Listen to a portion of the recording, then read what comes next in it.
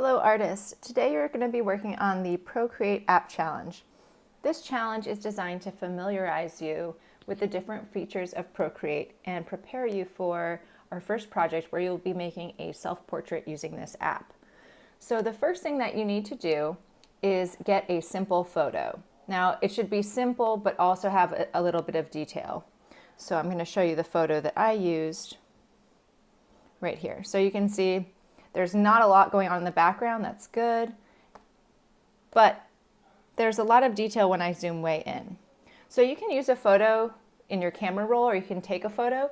You can also find a photo in an app that's called unsplash.com. I'm sorry, just Unsplash, it also is a website. So that's a free app that you can search for photos using a keyword or using their collections. And say I type in flower. To download your photos, all you need to do is press this, open it, and then press the arrow on the bottom, and it will download to your camera roll. Once you have that photo, you're going to go into Procreate, to your gallery. You're going to press photo, and you're going to open the photo that you want to use for this project. Okay. Now, the first thing to familiarize yourself with in Procreate is the Layers panel. The Layers panel you can open using these two squares on the top. And you can think of a layer like a stack of paper, each piece of paper being one layer. Now, the paper on top is going to be the layer that you see. But in this digital version of layers, you can make layers transparent, you can make them not visible. So for example, on this new layer, if I draw on top of it, you can see it right now because it's on top. If I were to move it underneath the photo layer, you cannot see it anymore because it's underneath that stack of paper. But I can also make this layer more transparent and then I can see through them. So the reason that we have layers, you can also delete layer by sliding to the left and pressing delete. The reason we have layers is it gives us a lot of flexibility in making changes to one small thing at a time. If you use a lot of layers and you have your changes each on a separate one, if you make a mistake, you just have to delete the layer that the mistake is on. You don't have to go back and delete everything that you've worked on. That will make more sense in a little bit. After you've got your photo opened in Procreate, the first thing you're going to do is rename layer 1 to photo. It's a good practice to rename all your layers and describe what they are, because in a situation where you have, say, 50 layers, which we might have a project coming up that we would have that situation, you can easily find it. So I'm calling this layer photo. Now I'm going to make another layer for my outline. And I'm going to call this layer outline.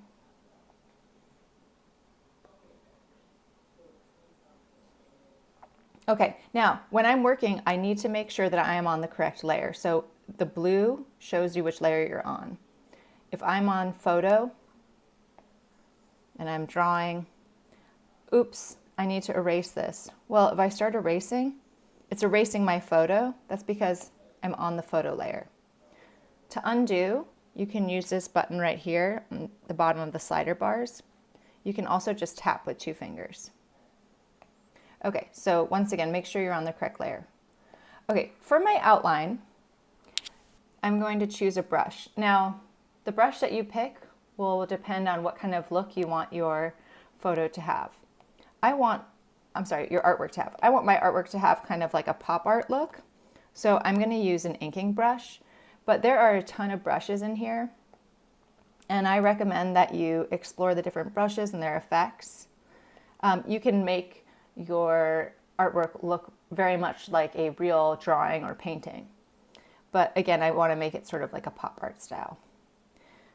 The next thing you're going to do is change the size of your brush. So you can just test your brush by drawing a little line. If it's the right size, you're good. If you need to change it on the slider bars on the left, you can change the size. The next thing that you need to do is pick a color. The color selector is in the top right corner. If you tap it, it opens up. It automatically opens as this wheel. You can choose the hue here, and you can choose the the tint or shade, that is how much black or white is mixed into the hue, like this. You can also, if you go classic, you can also use these. So you can kind of see which one works best for you. Also, it saves the colors that you choose in your history, which is nice. So I am going to choose black. You can choose whatever color you want. It can be the color of the thing that you're drawing. It can be a totally different color, whatever you want to do. So now I've got my brush selected. I've chosen my size and color. Now what I'm going to do is zoom in and very carefully start to trace my photo. Now, depends on how steady of a hand you have. Some people might find it easy to do one continuous line. For me, I like to do little lines. This way I can just really hug the edges of the image that I'm tracing, and I have more control. I'm also resting my wrist on my iPad instead of like holding my hand up above my iPad. This gives me more control as well. So this might take you a little while, just tracing your whole image. And again, you want to zoom way, way in. If you're zoomed out, you have a lot less control, and I can't really see where I'm working. So go ahead and trace your whole photo on that outline layer. Another thing while you're outlining or just as you're working, again, you can use layers to separate and further kind of increase your flexibility in terms of making changes in the future. So I have put my outlines for the different objects on separate layers. You don't have to do that, but I'll show you why you might want to. Say after I draw these things, I want to increase the size of the flower. If I select the flower and then I hit the arrow, I can change this selection without changing the orange. If they're on the same layer, if I select it, it changes the entire thing. So again, putting things on different layers just gives you more flexibility in terms of making changes. After you've outlined, you're going to make another layer. For this layer, it's going to be, oops, I have to unmerge. Okay. Now I'm going to start doing the color. For this, I'm putting my color layer underneath the outline. I'll show you why. I'm going to call this flower color. Again, I'm going to keep my objects separate instead of doing all the color on the same layer. Okay, now when I go to color my layer, again, you might want to change your brush. I'm going to change it to an airbrush, a hard airbrush. This is because I want that sort of pop art, like marker kind of look. Double check I'm on the right layer. I am. Okay, now to select my color, I can go here and just try to pick a color that is close, or I could pick a color again that is not the same color as the flower. Another option I have is to use the color selector. That is right between your two slider bars on the left. Notice a little circle comes up and it selects the color. So if I wanted to pick sort of a medium color, I can do that here. And then I could go ahead and start filling in my flower. Now you can see the reason I put it underneath the outline, because it's showing the outline. If I put this over the outline, it hides those lines that I made. So here is where you can make a decision whether you want to do what I can call a flat color. So I'm just filling the whole thing in with the same color. Sort of what I did here. Or maybe I want to do more of a shading. So if I want to shade,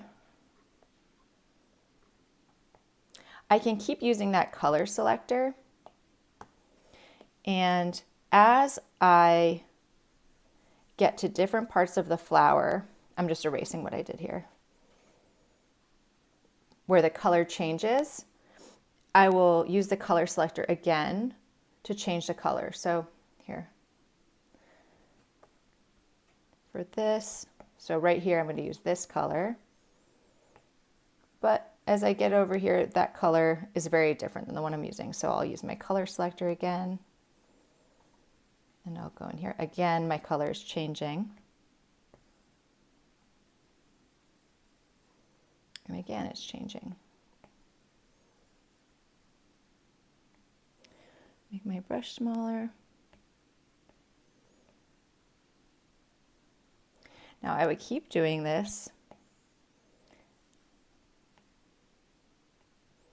as I get to the different parts of the flower. Kind of working in these little sections.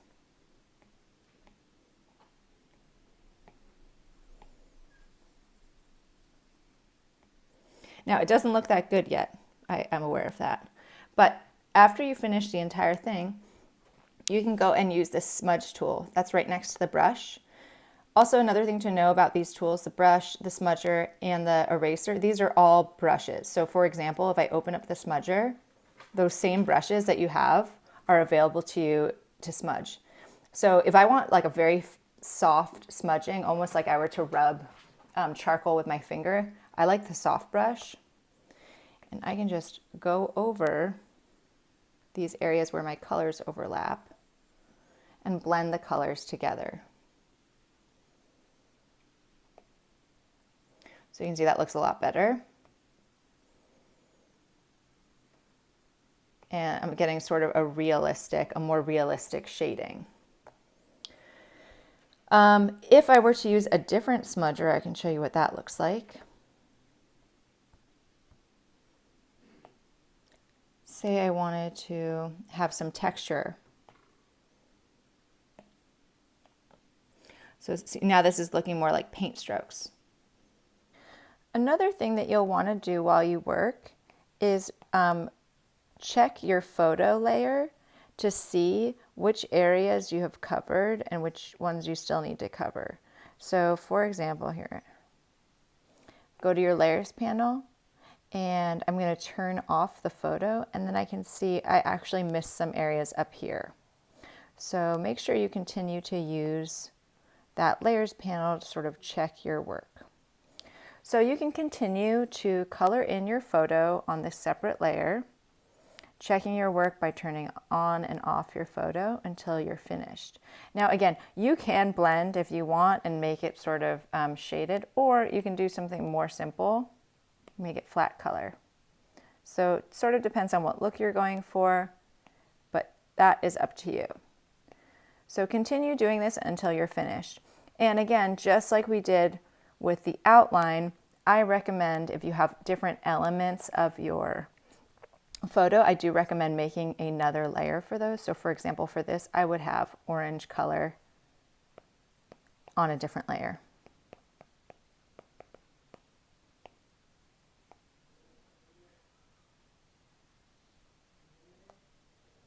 And then for the shadows, I would also have those on a different layer. So I'm just going to go real quick to the one that I finished just to show you what my layer panel looks like.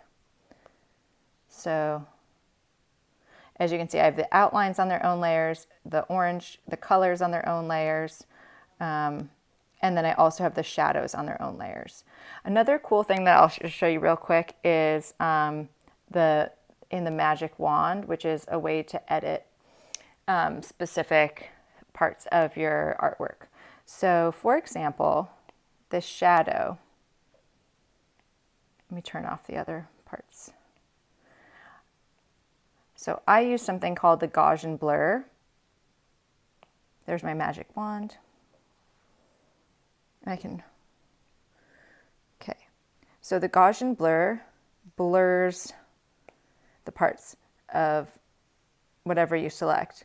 I wanted my photo to be a little blurry. My shadow to be a little blurry because I didn't want it to have a hard edge. You can also, in the magic wand, change hue, saturation, and brightness. Say I wanted it to look a little more pink or less saturated. Maybe I want it to be more gray, or I want it to be darker or lighter. You can also change the opacity. So I can make it very very transparent, or I can make it very opaque. Another way you can change the opacity, just going to reset, is by going into your layers panel, pressing the N, and you can adjust the slider bar here. Again, I'm going to keep going back to that photo and checking my work. Ultimately, I'm going to take the photo off. So I want to make sure when I take it off, I have everything the way I want it. Okay, when you're done coloring everything, one last step after you take the photo off is the background color. It's automatically white, but you can change that. So there you go. Change it just like that. Gray. And that might give your artwork like a whole new look and make it stand out more. One last thing you can do is you can crop it. I feel like there's just a lot of blank space here. I'm going to turn my background color more towards like a cream. Okay, so if I go to the wrench on the top and I do canvas, crop and resize, I can take out a lot of that white space and make it more focused on the flower.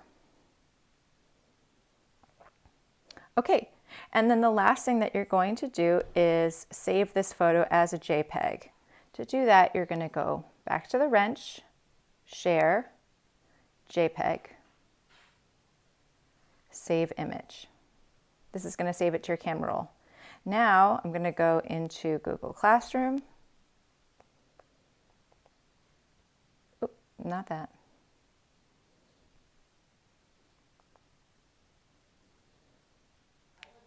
Find my class, find the assignment, and go ahead and post it there. Okay, so say that was the assignment, and then I would post it there. So good luck. I'll be here on Zoom if you have any questions. If you do not finish this in class, you will finish it for homework, and then next class we're going to get started on the self-portrait.